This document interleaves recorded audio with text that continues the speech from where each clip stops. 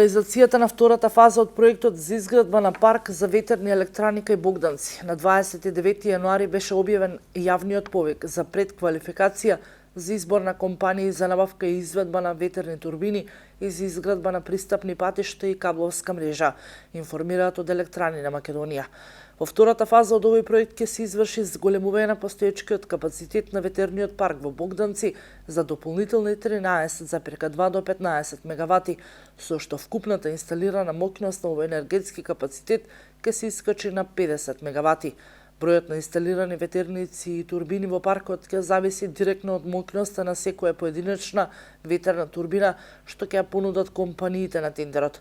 Планираната инвестиција во проширување на ветерниот парк е 21 милиони евра, од кои 18 милиони евра се од германската КФВ банка и 3 милиони евра со сопствени средства.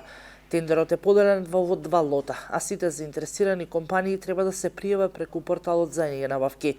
Набавката и евалуацијата на тендерската постапка ќе се изведува според правилата на КФВ банка. Рокот за доставување на апликациите е 2 март оваа година.